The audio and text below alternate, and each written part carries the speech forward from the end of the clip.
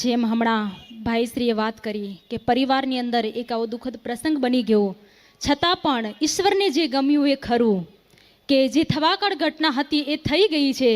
એની અંદર વિધાતાના લેખમાં કોઈ મેઘ ન મારી શકે, થવાકળ થઈ ગયું.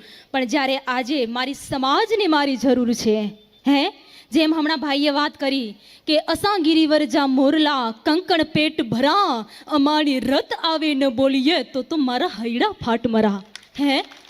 કે આજે આપણો સમય છે, આજે લડવાનો સમય છે, આજે બોલવાનો સમય છે. અને જો મૌન ધારણ કરી લેશો ને તો આ દેશની શક્તિ, આ દેશની દુર્ગા તમને ક્યારેય માફ નહીં કરે.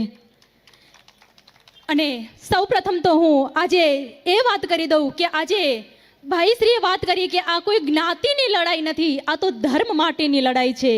અને એના માટે કે જ્યારે 562 રજવાડા અમારા રાજવીઓએ જે દાનમાં આપ્યા ને, તો આજની સરકારે વિચાર કરી લે કે રાજવીઓએ માત્ર રજવાડાની સમૃદ્ધિ નથી આપી, પણ એ રાજની અંદર આવતા ધર્મ, નીતિ, ન્યાય, નિષ્ઠા આ બધું જેણે અર્પિત કર્યું. પણ આજની આ સરકારે માત્ર જ એની સમૃદ્ધિના વારસદાર બન્યા, સમૃદ્ધિના અધિકારી બન્યા, પણ આજે ધર્મ, ન્યાય, નીતિ, નિષ્ઠાના એને લીરા ઉડાડ્યા છે. આ દેશની રૈયત, આ દેશની પ્રજા તમને ક્યારે માફ નહીં કરી શકે, આ દેશની દુર્ગા તમને ક્યારે માફ નહીં કરે. અને ઇતિહાસ સાક્ષી છે કે જ્યારે જ્યારે આ દેશની નારી ઉપર આંગળી ઉઠી છે ને, ત્યારે ત્યારે રામ રાવણના દ્વંદ પણ ખેલાયો છે. અને ત્યારે ત્યારે મહાભારતનું ઘમસાણ યુદ્ધ પણ મચાયું છે. અને આ ધર્મની જ્યારે વાત આવે છે એટલે જ ભગવાન શ્રી કૃષ્ણએ અર્જુનને કીધું છે કે અર્જુન હવે ઊભો થા, આ કાયરતા તને શોભતી નથી કે કર ધનુર ધારણ મરણ મારણ ભૌમ કારણ ભૂપતિ. અર્જુન હવે ઊભો થા, ધર્મના લીરે લીરા ઉડે છે. જેમ કુરુક્ષેત્રના રણ મેદાનની અંદર જે યુદ્ધ ખેડાયું ને, એ કોઈ વેરની વસૂલાતનું યુદ્ધ નહોતું, પણ ધર્મ માટેનું યુદ્ધ હતું. કારણ કે એ યુદ્ધ હતું નારી સ્વાભિમાનનું યુદ્ધ હતું. અને આજે પણ એ નારીના સન્માનને ઠેસ પહોંચી છે. અને જ્યારે આજે વાત આવે છે કે મત કોને આપવો, ત્યારે હું વિશેષમાં વાત કરીશ કે મત કોને આપવો, કોને ના આપવો, એના માટે અમારી કોઈ જ જબરદસ્તી નથી. પણ એક વખત એટલું ખાલી યાદ રાખી લેજો, જો કોઈ મને પૂછે કે રાજાશાહી અને લોકશાહીમાં ફરક શું છે, ત્યારે હું માત્ર એટલું જ કહીશ કે રાજાશાહીની અંદર સત્તા ઉપર બેઠેલ ક્ષત્રિય જ્યારે રાજ સત્તા પર બેઠો હોય, ત્યારે કોઈના બાપની ત્રેવડ નથી કે આ દેશની દીકરી ઉપર હીડી નજર નાખી શકે. જ્યારે મણિપુરની અંદર ઘટના ઘટે કે આ દેશની દીકરીને જાહેરમાં નગ્ન કરી અને એની પરણ ફેરવવામાં આવે, એટલું જ નહીં પણ આ દેશની દીકરી ઉપર ગેંગ રેપ કરવામાં આવે. એટલે માટે દરેક લોકો, દરેક વડીલોને મારી વિનંતી છે, દરેક ભાઈઓ બહેનોને મારી વિનંતી છે કે જ્યારે પણ મત આપવા જાઓ ને, ત્યારે દેશની દીકરીની દુર્દશાને ખાલી યાદ કરજો, એ મણિપુરની ઘટનાને તમે યાદ કરજો કે તમે કોને મત આપી રહ્યા છો. એટલું જ નહીં પણ ક્ષત્રિયોને ગુંડા કીધા, તમે ક્ષત્રિયોને કોમવાદી કીધા, ક્ષત્રિયોને આંદોલનકારી કીધા. તો ત્યારે વિશેષ ક્ષત્રિયોના ઉજળા ઇતિહાસો છે કે આ દેશની ધરતી જે છે એ રક્તરંજિત ધરતી છે, કે દેશની ધરતી ઉપર તમે જ્યાં ડગ માંડો ત્યાં રાજપૂતોના ઉજળા ઇતિહાસો નીકળી આવે કે અમે રાજપૂતોએ તો એક તેતરના કારણે પણ માથડાઓ આપ્યા છે. જ્યારે આ દેશની અંદર નારી અપહરણ થાય, બાળ અપહરણ થાય, ગૌ ધન હણાય, અને આજે તમે મતની માંગણી કરી રહ્યા છો. ક્યાં રહ્યું નારી સ્વમાન, ક્યાં ગયો તમારો ધર્મ? માટે અહીંથી જે જાહેરમાં કહેવું પડે છે કે ક્ષત્રિય હોવાનું ગર્વ એટલા માટે છે કે અમે સમૃદ્ધિને નહીં પણ અમે ધર્મને સાચવ્યો છે. અને આજે આ ધર્મની જવાબદારી જે છે ને એ ક્ષત્રિયો તમારી ભુજાઓ ઉપર છે. જો તમે આજે કાયર બનીને બેસી જશો ને તો આ દેશ, આ દ્વારિકાધીશ તમને ક્યારે માફ નહીં કરે. આજે ધર્મ માટે થઈને તમારે લડવાનું છે. પણ વાત મારે કરવી છે કે તમે ક્ષત્રિયોને કોમવાદી કીધા, ત્યારે મને સિહોરના ઈ અખેરાજસિંહજીની વાત યાદ આવે કે સિહોરની અંદર એક દલિત દીકરીની જ્યારે લૂંટારો આવી અને ગુંડાઓ આવીને જ્યારે એનું અપહરણ કરી જાય, અને ત્યારે એ અખેરાજસિંહના મહેલની અંદર એ દલિત દીકરીનો બાપ આવી અને ધા નાખે કે અમારા ગરીબનો કોઈ બેલી નથી. અને ત્યારે એ અખેરાજસિંહજીના દીકરા એમ કે ભાઈ શું થયું, કેમ રડો છો? ત્યારે એ દલિત ભાઈએ એવું કીધું કે અમારા ગરીબોનો કોઈ બેલી નથી. ભાઈ વાત તો કર, શું થયું છે? કે નરાધમીઓ આવી અને મારી દીકરીનું અપહરણ કરી ગયા છે એમ. અને હજી તો એ અકેરાજીના દીકરાના નવા નવા લગ્ન થયા છે. ઓરડાની અંદર નવોઢા નાર વાટ જોઈને બેઠી છે. ત્યાં તો એ અકેરાજીના કુંવરે એ ઘર સંસારને અડગો મૂકી અને ધર્મના ધીંગાણે આ દલિતની દીકરીની લાજ બચાવવા જે નીકળ્યો છે, ત્યારે અકેરાજસિંહ એને વાત કરે કે દીકરા એકલો ના જા, તું એકલો છે, સામો આખું દડકટક છે. ત્યારે કુંવરે જવાબ આપે તો કે બાપ આગો જા, આજે આ ભગત વેળા તને શોભતા નથી. હું રાજપૂત છું, મારા દેશની દીકરીની આબરૂ સલામત નથી અને તું મને આજે ભગત વેળા ભણાવે છે. ત્યારે એ એકલો અકેરાસીનો કુંવર જે છે એ દલિત દીકરીને બચાવવા માટે જાય અને દુશ્મનોના જડબા ચીરી અને દીકરીને પાછી લઈ આવે અને દલિત દીકરીને એમ કહે કે બેન મારા ઘોડા ઉપર બેસી જા તું. અને ત્યારે દલિત દીકરી એમ કહે કે બાપુ મારેથી કેમ બેસાય, તમે તો રાજવી, તમે બાપુ અને હું એક દલિત કન્યા, મને તમને આભડછેટ લાગે. અને ત્યારે જે એ અકેરાજીના કુંવરે જે જવાબ આપ્યો તો ને એ સમગ્ર વિશ્વ જેના ઉપર ગૌરવ લઈ શકે કે બેન મારા ઘોડા ઉપર તું બેસી જા. આભડછેટ મને એની જ્ઞાતિની નથી લાગતી, પણ આભડછેટ તો ત્યારે લાગે છે કે જ્યારે અમે સત્તા ઉપર બેઠા હોઈએ અને મારા દેશની દીકરીની, મારા દેશની બેનની આબરૂ સલામત ન રહે ને એની અમને આભડછેટ લાગે છે. એની આભડછેટ લાગે છે. શું તમે ક્ષત્રિયોને આંદોલનકારી કહ્યા? શું તમે ક્ષત્રિયોને કોમવાદી કહો છો? માટે આજે સમજાય છે કે વિશ્વની અંદર ક્ષત્રિયોના પાડિયા કેમ પૂજાય છે કે અમે તો એક તેતરના કારણે પણ લડ્યા છે કે આ દેશની ધરતી અંદર ડગલા માંડો ત્યાં ક્ષત્રિયોના ઉજળા ઇતિહાસ નીકળી આવે છે. એટલે જ તો ભાઈને બાપ કહીને બોલાવવા પડે છે.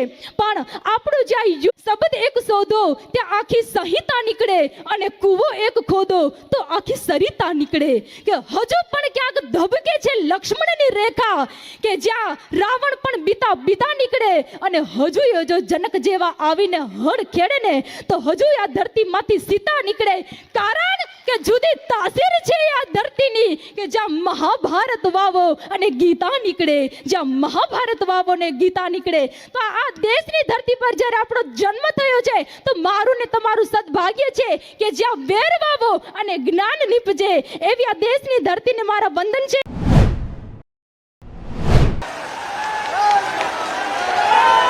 જય ભવાની, જય માતાજી. હાલારની જમીન પર આવી છું ત્યારે આપણા સમાજનો પાગ એવા જામ સાહેબ બાપુના ચરણોમાં વંદન કરું છું.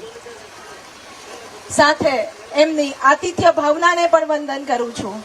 પણ હું અહીંથી માનનીય મોદી સાહેબને કહેવા માંગુ કે અત્યાર સુધી આજે જામ સાહેબ બાપુએ જ્યારે આપને પાગ પહેરાવી છે ને ત્યારે અત્યાર સુધી જ્યારે અમારી બહેનો દીકરીઓની અસ્મિતાનો સવાલ હતો, અમારા પર જે દાગ લાગ્યો એ તમે મિટાવી નથી શક્યા. પણ આજે અમારા બાપુએ તમને પાઘડી પહેરાવી છે તો એકવાર હવે ભવિષ્યમાં કોઈ પણ નેતા જ્ઞાતિ જાતિ બહેનો દીકરીઓ પર ટિપ્પણી કરે ને ત્યારે જે માથે પાગ પહેરી છે ને એનો એકવાર ઋણ ઉતારજો. બીજું ખાસ અહીંયા જે સર્વ સમાજના ભાઈઓ પધાર્યા છે અને હું આપને કહું કે હું અહીંયા અડીખમ એટલે પણ ઊભી છું કારણ કે મારી પાછળ આપ લોકો છો, પણ સાથે મારો 18 સમાજ મને સતત મેસેજથી, ફોનથી અને બધી જગ્યાએ મને હિંમત વધારે છે. આજે કદાચ 2-5 ભાઈઓ મને સત્તાની બીક એવું બતાવતા હોય કે બેન સાચવજો, પણ એવો ઘણા ભાઈઓ જે પાછળ ઊભા છે મને એવું કહે છે કે બેન તમે લડો, અમે તમારી પાછળ ઊભા છીએ. એટલે આ તકે હું અહીંયા સર્વ સમાજના ભાઈઓનો આભાર માનું છું એક ક્ષત્રાણી તરીકે કે આપનું આ ઋણ હું 7 જન્મ પણ નહીં ચૂકવી શકું. ફરી આપને કહું, આ લડાઈ છે આપણી લોકશાહીમાં જે અધોપતન થાય છે એની લડાઈ છે. આપણે સૌ જાણીએ છીએ કે આપણા જે ગૌરવવંતા પર ઇતિહાસ પર જે છાંટા લગાડવામાં આવ્યા એની માટે આપણે સૌ લડ્યા છે. અને આપણને જ્યારે ખ્યાલ હોય કે રાજા ક્ષત્રિય રાજા ભગીરથ જ્યારે આ પૃથ્વી પર ગંગાજીનું તપ કરીને જ્યારે પવિત્ર ગંગાજીને આ ધરતી પર લાવ્યા ત્યારે ભલે એમના પૂર્વજોના મોક્ષ માટે પણ આજે 18 વર્ષની અસ્થિ ઈ નદીમાં મોક્ષ પામે છે. તો આ લડાઈના નિમિત્ત ભણે અમે ક્ષત્રિય બન્યા, પણ આજ પછી જે આનો સ્વમાન મળશે એ ભારત વર્ષની દરેક સ્ત્રીને મળશે. સ્વાભિમાનનું આંદોલન છે. કદાચ આ જામનગરની જમીન પર અત્યારે આપણી છેલ્લી સભા હશે, આચાર સંહિતા લાગશે. આપને કદાચ સમાચાર પણ મળ્યા હશે કે આવતીકાલે એક સાણંદની સભા હતી અથવા બીજી 2 સભા છે એમાં એમની રદ કરવામાં આવી છે, જે ખરી દુઃખદ છે. લોકશાહીમાં આપણે સૌ સ્વીકારીએ છીએ અને માનીએ છીએ કે ક્યાંક ને ક્યાંક તાનાશાહી આવી છે. પણ હું આપને કહી દઉં કે કદાચ કાલથી ભલે કોઈ પણ રીતે આપણી પર દબાણ આવે, પણ આપને હું એ પણ ધ્યાન દોરું કે અમારી ઉપર આ શરૂઆતથી આટલા દિવસોમાં ઘણા બધા પ્રહારો થયા છે, વ્યક્તિગત પ્રહારો થયા છે. સંકલન સમિતિના વડવાઓને ન કહેવા જેવા શબ્દો ઘણા બધા લોકોએ કીધા છે, પણ છતાંય આ સમાજની મર્યાદા અમે અને સંકલન સમિતિના વડીલે જાણી છે. અહીં જે પણ આપ લોકો બેઠા છો પાઘવાળા પુરુષો, એની મર્યાદા અમે સ્ત્રીઓએ જાળવી છે. તો આજે જ્યારે અમારી અસ્મિતા પર આવતું હોય ત્યારે મતદાનના દિવસે અમે જે માથે છેડો ઓઢીએ છીએ એની લાજ જાળવવાની જવાબદારી અહીંયા બેઠેલા દરેક ક્ષત્રિયની છે. અમે જ્યારે સીએમ હાઉસ પર બેઠા હતા, અમને એવા શબ્દો જાહેર ટીવીમાં કહેવાના કે જોજો સમાજની અસ્મિતાનો સવાલ છે, વહેંચાઈ ન જતા. તો હું આપને એટલું ચોક્કસ કહી દઉં કે ગમે એટલી સત્તાધારી પક્ષ, ગમે એટલો મજબૂત પક્ષ સામે કેમ ન હોય, ક્ષત્રિયાણીની અસ્મિતા માટે જ્યારે એક ક્ષત્રિય અને ક્ષત્રિયાણી લડતી હોય ને ત્યારે એનું મૂળ લગાડવાની પણ એની હિંમત નથી અને અમારી સામે આ કહેવાની પણ એમની હિંમત નથી. તો તમારો આ વિશ્વાસ સંકલન સમિતિએ અમે સૌએ જાળવી રાખ્યો છે. દરેક, મને તો હું જામનગરની બહેનોને પણ અભિનંદન આપું કે એમની મર્યાદા સભર એમણે જે આ લડત આપી છે.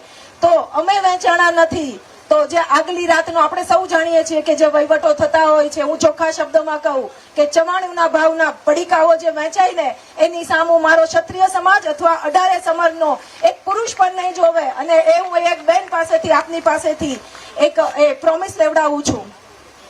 બીજું, મને અહીંયા જવાબદારીના ભાગરૂપે એક માહિતી આપવાની કીધી છે કે આપના દેવભૂમિ દ્વારકા અને ખંભાળિયા આપનું જે આ મત વિસ્તાર છે, કારણ કે આપણે સૌ જાણીએ છીએ કે આ લડત વધારે જરૂરી ત્યારે છે 7મી તારીખે મતદાનના દિવસે.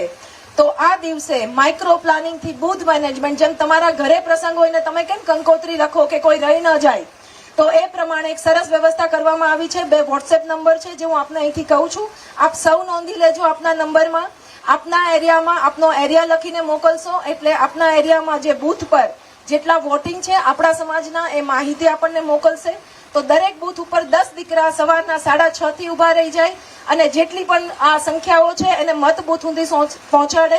18 વર્ષથી 90 વર્ષના જે દરેક વ્યક્તિ છે એનું મતદાન થાય. તો આપ આ નંબર નોંધી લેશો. 99 139 29 888. હું ફરી બોલું, 99 139 29 888 અને 99 252 45 651. અને છતાં પણ આ કમિટીના ગ્રુપમાં પણ મૂકવામાં આવશે. તો આપ સૌ આના પર ખાસ ધ્યાન રાખજો. ફરી આપ યાદ રાખજો, આપ જ્યારે મત દેવા જાઓ છો ત્યારે એ માં પદ્માવતી અને જેમને જોહર કરેલું છે, જેમને સતી કરેલું છે, એના સ્વાભિમાન માટેનો આ મત હશે. આપ જે મત દેવા જાઓ છો એ આપના ગામના પાળે જે પંજા થઈને ખોડાણી છે રણચંડી આપણી માતાઓ, એના સ્વાભિમાનમાં થશે. એટલે હું આપને વિનંતી કરું છું કે છેલ્લી ઘડીએ જેનું ક્ષત્રિય લોહી હોય એનો મત ભાજપ વિરોધમાં નિર્ણાયક પક્ષમાં